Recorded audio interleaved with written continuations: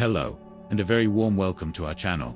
I am genuinely thrilled and deeply honored that you have chosen to join us today, as we dive into one of the most profound and captivating topics imaginable. In this video, we are going to explore a subject that has inspired curiosity, fear, and contemplation for thousands of years: Satan. Before we dive in, take a moment to like this video, subscribe to our channel, and activate the notification bell so that you never miss any of our content. We share insights about biblical mysteries, deeply meaningful stories, and spiritual teachings that can truly transform the way you perceive life, faith, and your connection with the divine.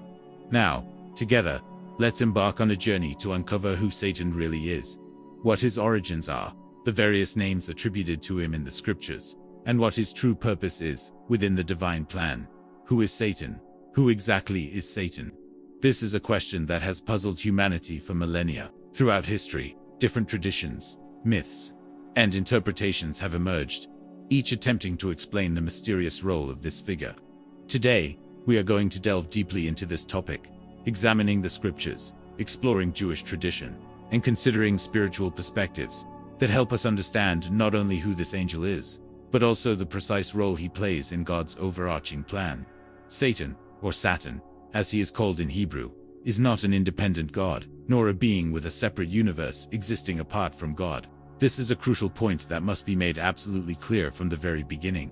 The Bible repeatedly shows that Satan is indeed a created being, a divine angel with very specific objectives. He is not a rogue entity operating outside of God's authority. Many people imagine Satan as a rebellious being who built his own kingdom of darkness in opposition to God. But this is a profound misunderstanding. In reality, he is a creature fulfilling a divinely ordained mission, even if his actions appear harsh or unsettling to humans. The names of Satan and their meanings. The first thing we need to understand is that Satan is known by different names in the scriptures, each revealing a different aspect of his spiritual function. Let's explore three of the most important names, which are essential to understanding his role. The first name is Satan, which in English is translated simply as Satan. In Hebrew, the term literally means adversary, or one who opposes. The root of the word can also be interpreted as to go astray, or to deviate from the correct path. In other words, his main purpose is exactly that: to divert human beings from the straight and righteous path, to incite disobedience, provoke temptation, and cause error. At this point, a natural question arises. Why would God create a being whose mission is to tempt, deceive, and lead humans astray? At first glance, this may seem puzzling, even shocking. The answer, however, is clear. Without the presence of evil, free will could not exist.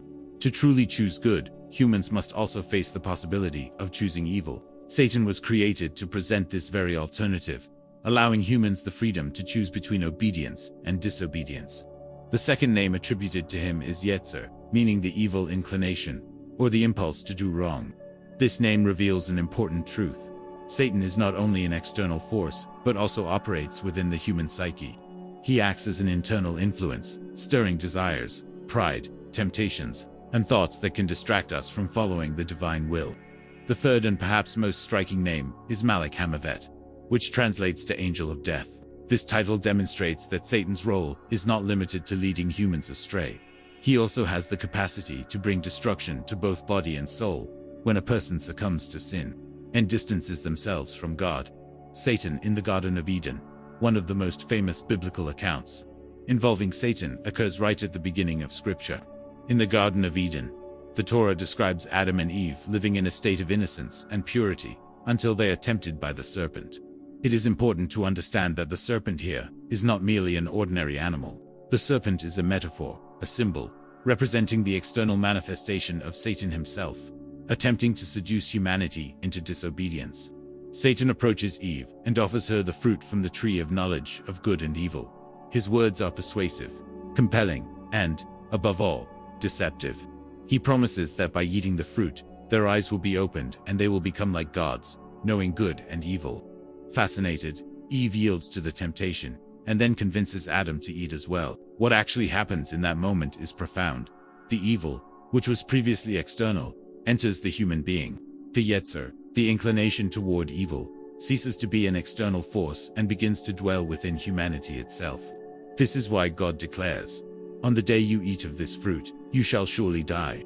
This does not mean immediate physical death, but the introduction of mortality and human vulnerability. From that point onward, humanity lives in a constant struggle between its divine aspect, the elevated soul connected directly to God, and the animalistic aspect, inclined toward temptation, desire, and sin. Satan as tempter and accuser. Another fascinating aspect of Satan is that he does not act merely as a tempter. He also functions as an accuser. Jewish tradition teaches that he serves a role similar to that of a prosecutor in a heavenly court. First, he entices a person to sin. Then, he presents accusations before God, demanding justice. A clear example of this is found in the book of Job. Job was a righteous and upright man. Yet Satan appears before God and requests permission to test him, questioning whether Job's faithfulness is motivated solely by the blessings he receives. God permits Satan to intervene in Job's life, but without taking his life. Here we see a critical lesson. Satan has no absolute power. He cannot act freely. Everything he does occurs within the limits allowed by God. This illustrates that there is no cosmic battle between two independent gods, one of good, one of evil. There is only one sovereign God, who rules over everything, including Satan himself. The spiritual battle. Jacob and the angel. Another profound biblical account is Jacob's struggle with the angel, described in the book of Genesis. During the night, Jacob wrestles intensely with a mysterious being, often interpreted by sages as a manifestation of Satan. This struggle symbolizes the inner battle that all humans face against their inclinations toward evil. Jacob is wounded but not defeated. He persists, and by dawn, receives a blessing and a new name, Israel. This episode teaches that even though Satan attempts to harm and weaken us, if we remain steadfast in faith, we can overcome him, transforming our weaknesses into spiritual strength and growth. The true purpose of Satan. Here is a key point. Although Satan's mission is to tempt and accuse, he also fulfills a divine purpose. A famous teaching compares Satan to a prostitute hired by a king to test the fidelity of his son. She carries out her seduction with skill, yet secretly hopes the prince resists because she knows she serves the king's plan. In the same way, Satan performs his role with intensity, but his ultimate purpose is to strengthen humanity, train us to choose good, and demonstrate our faithfulness to God. He tests us, but ultimately, our victory is the intended outcome, allowing us to exercise free will and grow spiritually. How to overcome Satan? The crucial question is, how can we overcome this cunning adversary? Jewish tradition and the Bible provide the answer, through faith, study of the scriptures, and observance of God's commandments. The more we immerse ourselves in divine wisdom, the weaker Satan's influence becomes. The light of knowledge and spirituality dissolves the shadows of temptation. Sages teach that when we fill our hearts and minds with the Torah, Satan loses his power. He is not an invincible enemy. He is part of God's plan, placed before us so that we may exercise freedom and choose righteousness. Every victory against him strengthens the soul, brings us closer to God, and prepares us to fulfill the ultimate purpose of our existence. Conclusion.